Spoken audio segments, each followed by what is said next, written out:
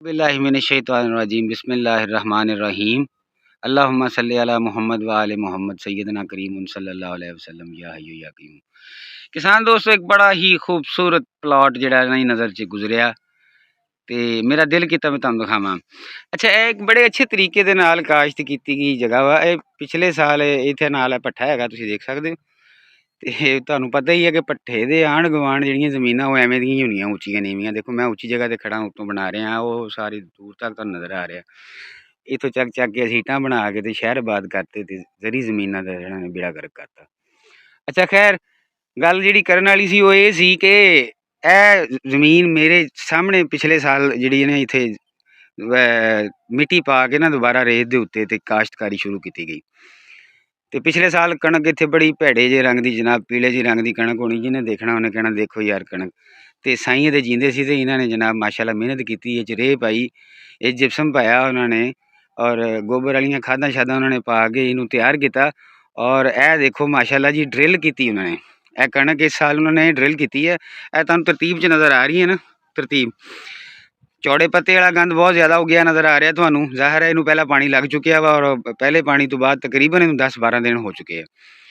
तो जो इन्होंने ड्रिल की सी, ड्रिल के उत्ते भी पानी लाता सी। इन्होंने सुक्की ज़मीन च ड्रिल करके उतों पानी लगाया, वो पहला पानी समझो हो गया। उस तो बाद जरमीनेशन हुई, गंद भी नाल फुटिया आ। दूसरा पानी जिहड़ा सीगा जिहड़ा उन्होंने इहदे उत्ते लगाया तकरीबन 28 दिनों बाद लगाया।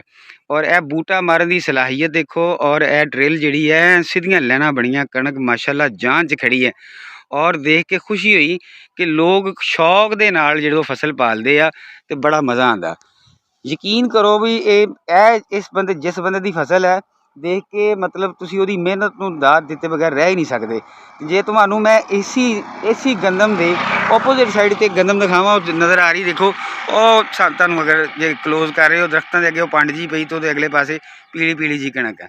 और चंगे तगड़े साई ने जी वो जिन्हां दी कणक है, वो जिन्हां दी कणक वो पीली पीली पिछे नज़र आ रही, चंगे तगड़े ने।